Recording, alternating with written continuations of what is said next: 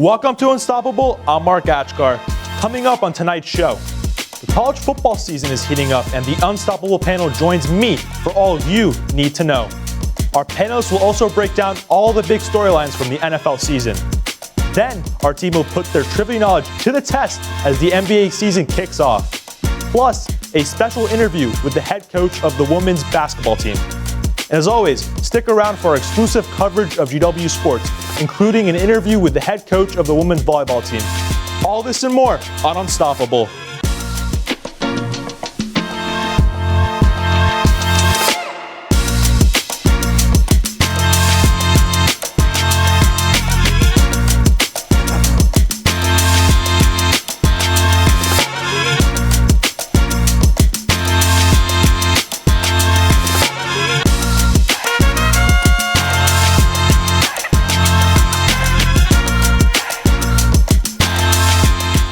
Welcome into the studio and happy Halloween. Here to bring you the latest on the NFL season, we have Jonah DiGiacomo and Anthony Achkar.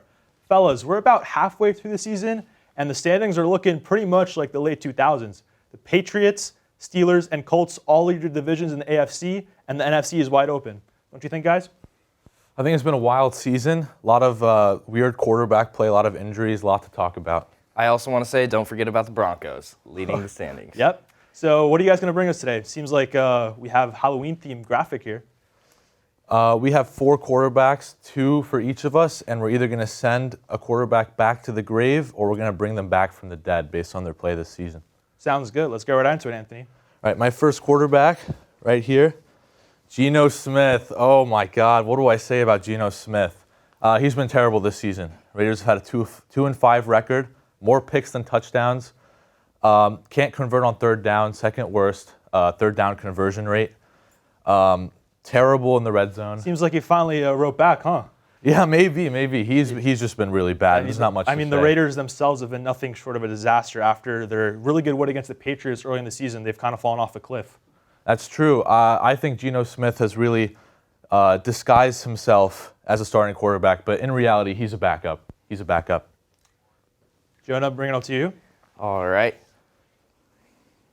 Baker Mayfield. The bake sale is back on. He's turning those progressive ads into progress on the field. The Tampa Bay Buccaneers are 6-2 this year with Mike Evans down to injury, Bucky Irving out.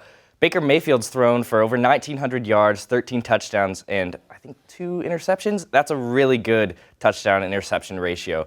And he's doing it mostly in the fourth quarter. He's got 4 game-winning drives after some paltry years in Cleveland and identity crisis year in Carolina and Los Angeles.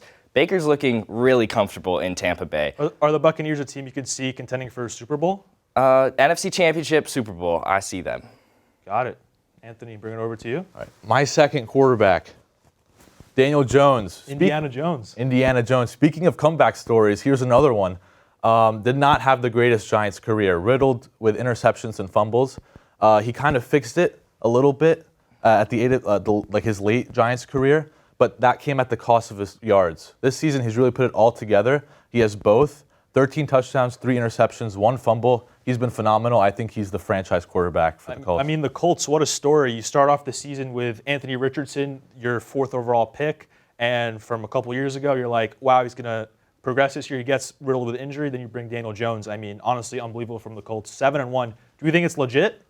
I think so. When you look at a team that has a 7.5 win total at the beginning of the season and they get 7 wins in 8 games, you got to say that they've been phenomenal. Their O-line is great. Jonathan Taylor. Jonah, how about you? You think they're an AFC contender? I think they are AFC contenders, and I think Jonathan Taylor, in a perfect world, would be a leading MVP candidate right now. Got it. We'll see if they end up like the Vikings a couple years ago, if they're legit. Last to you, Jonah. All right, let's see who we got. Justin Fields. What can I say about Justin Fields? Send him back. The best thing I can say about Justin Fields is that he hasn't thrown an interception this year, but in the 4 good games that he's played, the Jets have averaged about 28 points. In the 3 absolutely horrible games that he's played with less than 50 passing yards, the Jets have totaled 9 points. He's taken 22 sacks this year, 9 in the game in London against the Broncos. And he didn't even throw the game-winning touchdown in their only win of the season just this last week against the Bengals. I think Justin Fields, he had a promise at the beginning of his career in Chicago, but I mean, what we're seeing from him in a Jets uniform might not be the fault of his own, but man, this is not what we're going to see a quarterback in contention anytime. You think he could turn it around? I mean, he's still young, you mentioned. Has that really large rushing potential, like potentially Lamar Jackson-esque in terms of that running game? You think he could develop? I think we are going to label a lot of guys as Lamar Jackson-esque. Anthony Richardson is one strong case here. I think the Jets have a lot more problems than just quarterback, but man, Justin Fields, not what you want to see at the start of the season right now. Got it. Thank you, guys. It was great having you on the show. So thank you, guys. Now we turn over to Zach Brody, who sat down for an exclusive interview with the head coach of the GW women's basketball team. Thanks, Mark. Tonight, we sit down with a familiar face returning to Foggy Bottom. Ganiyat Adeduntan, the new head coach of George Washington University's Division I women's basketball team. Coach G isn't new to the program. From 2017 to 2021, she served as an assistant coach here, helping to shape its identity and competitive edge. After 4 years away and a remarkable run at Colgate University, where she led the Raiders to consecutive 20-win seasons and turned the team into a Patriot League powerhouse, she's back. This time at the helm. Coach G, it's a pleasure to have you. Welcome onto the show. It's a pleasure to be here. Thank you so much. I want to start with your return to GW. You've been here before 4 seasons as an assistant coach, helping to build this program up. Then you left, took on that head coaching role at Colgate, and now you're back. What does it mean to return to GW? Yeah, it's special, and there are still many, many days where I'm just in the Smith Center looking around, feeling like, wow, this is pretty awesome. It's special. It's both humbling and exciting. A lot of gratitude for sure to be the leader of what I think is just a special program altogether. I've heard a little bit of, I tried to dive in, and I've heard some of the fun things you do with practice. I heard about Fun Fact Friday. Correct me if I'm wrong. Tell me about Fun Fact Friday. What is it, and how does it speak to the culture of the program? Yes, I just want to make things light. Like I always say to our players, like basketball is fun, right? But you got to work at it. And there's some days where it may not feel that way, but with how much we're trying to grow and get better and how much we're pushing. So there's moments where I just want to just stop for a second and just have a little opportunity to just smile and laugh and get to know our players even more, right? And our staff is really intentional in having conversations with them, trying to understand each of them and their uniqueness. Everyone is different in their own way, and you got to have conversation. You got to communicate with them in order to know. So Fun Fact Friday was just a thing that started with, hey, let's see if we have any fun jokes and or fun facts to share, right? And it turned into, we were doing it at Colgate with my players, they loved it. And we had a player that kind of ran with it, and she would always have either a riddle or something funny to share, and it would give us an opportunity just to laugh. And I always felt like, can we make this feel just more comfortable, right? Yes, practice might feel hard here soon, but can we take 2-3 minutes to just say, hey, let's just laugh a little bit, let's celebrate a little bit, let's have a little bit of joy so we can be more relaxed into what is supposed to be fun. One issue that's transformed the college basketball world is the portal and NIL, and you have, different talking heads or coaches saying things like it makes college basketball unpredictable or transactional, and that it's harder than ever to both be a coach and build that sense of loyalty or long-term culture. How do you see it? I think for me as a coach, I can only control what I can control. But I'm not going to change, and I'm not going to waver in what I think is important. And what coaching is, at the essence and the core for me, is teaching and educating young people, right? Teaching, educating young women specifically, right? So that's always going to be number one for me. It's always going to be a priority. And we're going to take the team that we have in front of us, and we're going to pour it into them, right? I don't know what's going to happen tomorrow, but I'm going to care about our kids. I'm going to love them. I'm going to help them grow as people.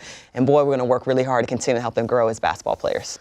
Last question, and this is, I'm sure, what all the excitement and what everyone wants to know. When you look at the world ahead, both this season, next season, the future to come, what's the vision? What do you see for GW women's basketball in the Atlantic 10 and beyond? I came here to win, right? I want to be league leaders again in the A10. I do think it's possible. So I'm excited about the work that we're doing, how we're going about it, the type of players that we have, the investment that starts from our president, the investment that also extends itself with our athletic director. This is a place that can win. So I'm just looking forward to the work it takes, right, and enjoying the journey throughout, because it's never going to be just upward trajectory. We understand it's every single day. Just show up, give your very best, keep getting better. So that's the goal. The new head coach of the GW women's basketball team, Coach G, thank you so much for joining us. Thank you. So happy to be here. Mark, back to you. Thank you, Zach. And with that, let's bring in our contestants, Brick, Alden, and Gabe, who will be putting their trivia knowledge to the test. So just some logistics regarding the game show. We're going to do some rapid fire questions and some more complicated questions. We're going to start off with the rapid fire. And yeah, winner gets a prize, loser may get cut from the show. We'll see. So let's get right into it, guys. Let's start with some season stat leaders from last season. So question 1 is, who led the NBA in points per game last season? Alden? That would be Shea Gilgeous-Alexander. Correct. SGA. Let's get a point for Alden up. Next question, who led the NBA in steals last season? Steals per game. Gabe? Alex Caruso. Incorrect. Let's remove a point for Gabe if we can. If not, we'll keep it at 0. Next question. Who led the NBA in three-pointers made? This is total three-pointers made. Rick? Steph Curry. Incorrect. Oh, Anyone else want to take a stab at it? No. not The correct answer was Anthony Edwards, and for steals it was Dyson Daniels. Next question. Who led the NBA minutes per game last season? Tyrese Maxey. Correct. There you Point go. for Gabe. That's right. Next, who led the NBA in rebounds per game? Was that Give it to- Victor Wembanyama? Incorrect. So remove a point for Brick. Alden? Dominic Sabonis. Correct. Point for Alden. Next question. Who led the NBA in assists per game last season? James Harden. Incorrect. So remove a point for Gabe. Anyone else? No? Not sure. You try again. Luka Doncic. Incorrect. Let's remove a point for Gabe again. Correct answer was Trae Young. Looking for Trae Young. Next question. This one should be a freebie for all you guys. Led the NBA in blocks per game last season. That was Victor Wembanyama. Correct. Let's give a point for Brick. And now let's move on to new teams. So we've seen a lot of change with the NBA, so we're going to put you guys' knowledge to the test, see if you can memorize some changes in the NBA. So the first question for that segment is, what team does Marcus Smart play for? The Miami Heat. Incorrect. I think we'll keep you at -2, Gabe. I do This feel is- bad this for has you been a at bad this point. performance. He was on the Grizzlies, though, right? He was. And he's now on a different team. Yes, the correct answer looking for is Lakers. He plays for the yeah, Lakers. yeah. Next up, what team does Cam Johnson play for? Formerly on the Nets, he got traded. The Nuggets. Correct. Give a point for Gabe. Next, what team does Anthony Simons play for? Formerly on the Trailblazers, he got traded for Drew Holiday this offseason. Oh, yeah. The Celtics. Correct. Point for Gabe. I got to get back to at least 0. Yeah, you're already at 0. So Okay, we're good all right, for good, now. yeah, Next question. Jordan Poole, what team does he play for now? Oh, Alden? the Warriors. Incorrect. Oh, Remove a point for Alden. Anyone else that take a stab at it? Is he with the Suns now? Nope. Incorrect. Milwaukee. Nope. Guys, I think we should stop guessing. Is it the Wizards? He plays for the Pelicans. He signed a new deal for the New Orleans Pelicans. Last question for new movement. What team does Miles Turner play for? Plays for division rival. Bucks. Correct. Point for Gabe. So we'll get a score check here. We have Alden and Gabe with 1 point and Brick with 0 points. For this next It's the worst segment, game we've ever played. for the next segment, we'll make sure the points are 2. So we'll get 2 points for whoever gets the question right. So let's get off with it. So speaking on players with new teams, our Halloween theme, Wicked Wallets. In a league where salaries keep climbing, one player's recent extension pushed him to the very top. Who is the NBA's all-time leader in career contract earnings? He signed a big contract this offseason. Is that KD? Correct. Durant? 2 points for Brick. Thoughts on KD and the Rockets? Do we think the Rockets are, they've had a rocky start, but that roster, they look very good with Amen Thompson, with Kevin Durant. Fellas, to you, do you guys think that the Rockets are a legit team? I mean, they've really built up a pretty strong roster. Weak start, but they got a lot of basketball left to play. Got it. Let's move on. Candy corn kickoff. Rookie debuts could be very good, and one player this century put up more points in their first NBA game than anyone else in the past 50 years. Who was it and how many points did they score? Supposed to wait till the end. VJ Edgecombe. Do you know how many points he scored? 39. I'll give you a bonus point. 39. Incorrect. Can I still- I mean, 21? VJ Edgecombe is correct, but the point is incorrect. So we'll give 2 points for Gabe for that. If anyone could get the point total, 34. correct. Allowed a point for Gabe as well. For Brick, sorry. Sorry? A point for Brick on the scoreboard. So Brick should have 3. Correct. So we have 3 for Gabe, 3 for Brick, and 1 for Alden. There's still a chance for you, Alden. Yeah. Sixers, though, with VJ Edgecombe. I know Gabe and Brick, you guys are both diehard Sixers fans. Thoughts on the team this year? I mean, it's nice that they're finally doing well, but at the end of the day, if we can't play defense, we're not going to go far, and we can't play any defense. I think the Embiid will take them as far as they can go. I think he limits their ceiling if he's injured now, but we'll see where they can take them. A hot start this season, but we'll see how it picks up. Next question, trick or treat scandal. This week, the league got rattled by wild news. 2 high-profile figures were arrested by the FBI in separate federal probes into illegal sports gambling. Name both of them. Gabe? Scary Terry, great name, and Chauncey Billups. Correct. Let's give 2 points for Gabe. I mean, honestly, just like a crazy story. I've never seen anything like this before. Like, just the fact that sports gambling has had on the league. So, any thoughts on like the culture regarding that? I think you're going to see more of it. I mean, these guys, they're not so good with their money, unfortunately. A lot of them go bankrupt, and it's easy to make a quick dollar with that. Yeah. The whole mafia-related thing with that too, and those like online, like illegal poker betting as well. So it's a really interesting story. Yeah, I mean, hopefully the league could crack down on it. I know we've had some recent scandals in the 2000s regarding referees with Tom Donaghy, but honestly, just very, very interesting news regarding the league. So we can see how things shift regarding that. And our final question, haunted history. Name me a player in NBA history that has recorded a quadruple double. Oh, wait. Give you guys some time for this. David Robinson. Correct. Yeah. Give Gabe 2 points for that. So Gabe kind of ran away with it. Did I? And for your prize, Oh, very nice. since it's Halloween, we'll give you a treat. Want to grab a candy? Yeah, I like Kit Kats. Hey! Nice. Got you some extra candy. I was for you, wondering Gabe, why you so walked over. Trick or treated. Awesome. Congrats to Gabe on winning the first annual game show. Give it up for Gabe. Alden and Brick, better luck next time. And with the latest on GW Volleyball, we take it to Ashley Robinson. Ashley? Women's volleyball played a well-fought match against top-ranked A10 opponent Dayton. While the Revolutionaries didn't break Dayton's undefeated conference record, their intensity over 4 sets shows hope for the rest of the season. GW was looking for revenge after a tough 5-set loss to Dayton the night before, hoping to beat the Flyers for the first time in 11 years. The first set set the tone for an intense matchup. Both teams were firing back and forth and were tied 11 all midway, before GW went on a run to take command and win the first 25-21. But Dayton came back in the second set, taking the lead at 9-8 and never giving it up. The Flyers closed set 2 at 25-19. The third set was the closest of the match, featuring 14 ties and 6 lead changes. In a race to score the final 2 points, Dayton was victorious, edging out the Revs 25-23. And it was Dayton who pulled further ahead in the fourth set with an early 6-point lead. While the Revolutionaries closed the gap at 19-18 at one point, the Flyers closed out the day at 25-19 in the set and 3-1 on the day.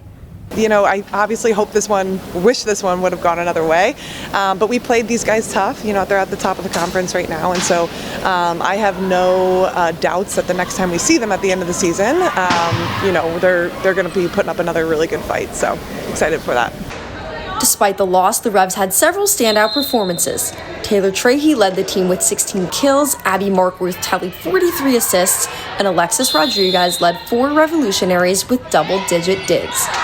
We are really statistically doing all the things that we set out to do at the beginning of the season. Now it's really about doing it when it really counts in those clutch moments. As you saw today, Dayton was able to capture a couple of those sets, really tight matches in those tight moments, you know, being able to perform when we're under a lot of pressure. But Looking ahead, the Revolutionaries have about a month left of regular season play before they head into A10 tournament action. Back to you in the studio. Thank you, Ashley. With that, let's bring in our college football panel, Gabe Pinsker and Matt Schultz, who will be breaking down the college football season. I think we're pretty much more than halfway into the season, so we've had some good developments in. So what are you guys' thoughts so far on the season? Well, I mean, it's been a very interesting season, a lot of ups and downs, and I'm really excited to see how it shakes out. I feel like we don't have a true favorite this year. You, Matt? Yeah, absolutely. I mean, I think the season as a whole right now is it's been pretty interesting so far. So lots of front runners. Never really know who's going to be top of the polls. So. Definitely. With that new format for the playoffs, I think the dynamics have changed regarding importance of games, teams still making it. So we'll get right into it. Regarding the scariest season, bring it over to you, Gabe. Which team has had the scariest season so far in college football? Mm-hmm. Well, I'm from Pennsylvania, and if you've ever been to Penn State, you know within 2 hours of it, there's nothing except rolling hills and farms. And so Penn State football is all they got. And I'll tell you what, this is quite possibly the scariest season they could possibly imagine. And I mean, here's the problem, too. It's going to continue on for the next few years. You would have thought they hired Michael Myers as their interim coach the way recruits are fleeing. and we can talk about the football aspect later, but I do want to send a message right now to James Franklin. James, I'm a Pennsylvania taxpayer. I will help you find another job. If you need your LinkedIn spruced up, you want to do mock interviews, we as a state cannot afford your $50 million buyout, all right? Penn State's already $30,000 a year. It's too expensive. We can't be paying you this amount of money, so please, if you need any help, let us know. And sports is really crazy with the fact that Penn State was a top 5 team in the country, and in 2 weeks he got fired. And honestly, I think it was deserved. It was just like many years of I wouldn't say mediocrity, but not making it to the top, like their final goal. When you play for Penn State, you have the whiteout fans, like you expect to win a national championship. But regarding that, I mean, I think it was the fair choice. But for Matt, what is your scariest team? All right, so we have this guy, Mr. Bill Belichick, coming straight from the New England Patriots. And what he's doing, what he's promising is to bring an NFL-like series to this franchise, to this college, UNC at Chapel Hill. He's saying, hey, this is going to be the NFL development program. Every player that comes here is going to be ready and rearing to go with NFL schemes into the league. And what do they have to show for it? A 2-5 record and his 20-year-old girlfriend on the sidelines. What are we doing, Belichick? And what are we doing at UNC? With all this preseason hype, every single UNC fan's coming in and just sobbing their eyes out at every game. Tar Heels are really stuck in the mud right now, and I don't know if Belichick's got what it takes to get him moving again. So regarding his future, do you think it's best for him just to retire? I mean, at this point, probably. He's tarnishing the legacy already, and at this point, it's either he starts hopping around programs or he just tries to keep building UNC up. Is that going to happen? My bet is no. I see. Good answers for that, guys. So moving on, trick or treat, biggest boomer bust season regarding the college football. Gabe, over to you. Yeah, I'm going to start with UCLA. They had a really they had a really terrible start. Ended up losing 4 in a row. Then they had a great 3-game stretch. They beat Penn State. But then, of course, just this past week, they got absolutely clobbered by Indiana. But I think one thing we don't think about UCLA. Indiana's legit, though. Indiana's very good. But UCLA, I mean, they haven't won a conference championship since 1998. They signed a $2 million quarterback in Nico Imaleva. And this is the output they're putting on the field. They joined the Big Ten, but I just don't see a path to relevance for their program. Especially with that merge in the Big Ten, I think it's going to be harder for them to do it than the Pac-12 previously. Right, they're not a football powerhouse. They got to fly 6 hours every game to play Iowa. They can't play Iowa. They just don't have the toughness to do so. I see. Over to you, Matt.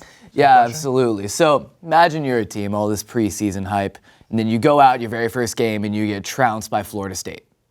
What are we doing, right? You're thinking if you're a Bama fan, oh my God, we're 0-1, the season's over. Then you go 7 wins in a row, Ty Simpson leading as the Heisman favorite right now, over 2,000 passing yards. If you're a Bama fan, you are feeling fantastic right now. 4 quality wins in a row with conference. You're going Vandy win, Tennessee win, Missouri win, Georgia win. If I'm a Bama fan, things are looking up. I think they're having a boom of a season and genuinely very much a college football playoff contender. I think they're a pretty solid pick for championship. And at this point, Bama, you're looking pretty well. You have a pretty easy end to the rest of the season, coasting through. Going to be up to see who they're playing in the conference championship, because I think Bama's a pretty safe bet being in there. Yeah, we'll see how it is. Speaking of national championship predictions, Gabe, over to you. Regarding this new system for college football, I think there's more teams that can win it than before, don't you? Like, yes, obviously with the new teams, but we can see some underdog stories. So what's a team that you think can win? Yeah, I'm pretty high on Indiana. I think they have a great defense, great offense, and above all, I think they have the best quarterback in college football, in Fernando Mendoza. And I think at the end of the day, it's really going to come through in the playoff. These other teams, their quarterbacks, might be a little iffy. Indiana's got all the other pieces, and I'm looking for them to win the national championship. Sounds good. Matt, over to you. All right, so I'm just talking about Bama. We're on the Bama hype. But give me another SEC team. Give me Vanderbilt. Wow. All right? So here's the thing. With the new 12-team playoff, there is, as you were saying, a much broader range of who can actually make it. Especially in a system like football where it's like winner take all one game. Like upsets can happen. It's not like different sports like NBA, like baseball, for instance, where it's a long series. So like I think that's what makes football so exciting, like the underdog story, kind of like March Madness in a sense. Oh, absolutely. And that winner take all aspect is exactly why I think Vandy has a chance. We're coming up tomorrow. They're playing Texas. If Vandy beats Texas, I think they have a genuine shot. We're looking at them possibly in the SEC championship. I think they pull the upset off in Bama there and get the bye week in. You see Bama making it in already, and Vandy's going to push all the way through. I think they got it. I mean, you're rocking a dual threat quarterback in Diego Pavia, leading the team in rushing yards and passing yards. That's insane. Over 400 rushing yards as a quarterback, 1,600 passing yards. The dude's got it all. He was playing his mind out at New Mexico State. He's playing his mind out at Vandy right now. Transform the program. I like it. I like it. I mean, Vanderbilt not really known for the football program, but this season, same thing with Indiana. Like we've just seen these teams kind of come out of nowhere from like the AP poll for preseason. So we have I think about a month or so left. So we'll see how your predictions stand. Gabe and Matt, once again, thank you for joining me. With more on the latest in GW sports, correspondent Taryn Malone is standing by. Taryn? Thanks, Mark. Men's basketball faced Georgetown last week in a high-intensity exhibition matchup. Saturday marked the first time the Revs have faced the Hoyas in over 40 years. GW fell to Georgetown in front of a sold-out Smith Center with a final score of 73-64. Redshirt sophomore Christian Jones led the Revs in scoring with 13 points and 3 boards. Despite the loss, Coach Caputo said this monumental matchup was a great night for basketball. GW will officially begin their season on November 3rd as they take on the Maine Black Bears. Last week, GW men's soccer head coach Craig Jones announced he will step down from his position after 14 seasons. A former A10 Coach of the Year and a GW soccer alum himself, Jones has accumulated many accolades since his start in 2011. His tenure will conclude at the end of this season. Swim and Dive competed over the weekend in a dual meet tournament in Atlanta. The team started out rocky, falling to Georgia and Minnesota in the first 2 rounds, but were able to secure a win against Army, claiming a 7th-place finish. The Revs will return home for a meet on Saturday, November 2nd, hosting Navy. GW Cross Country attended the Princeton Fall Classic on October 17th. Senior Michael Bulkey set a new GW program record in the men's 8K, earning a 12th-place finish with a time of 23 minutes and 12 seconds. The men's team earned 440 points, landing them an 18th-place finish. Sophomore Hadley Mahoney led GW in the women's 6K, finishing the race with a time of 20 minutes and 59 seconds, securing 44th place. The women's team finished at 11th place overall. The Revs now look ahead to the A10 championships, where they will face off against the 13 other schools in the conference. And that's your GW Sports Rundown. Mark? That's it from us on today's episode. From myself and the rest of the crew here in the studio, I want to thank you so much for watching. Be sure to check the full episode on YouTube, follow along on Instagram and TikTok, and catch us on the big screen on the GW Campus Store. But for now, have a wonderful night and raise high. Raise high. Raise high. Yeah.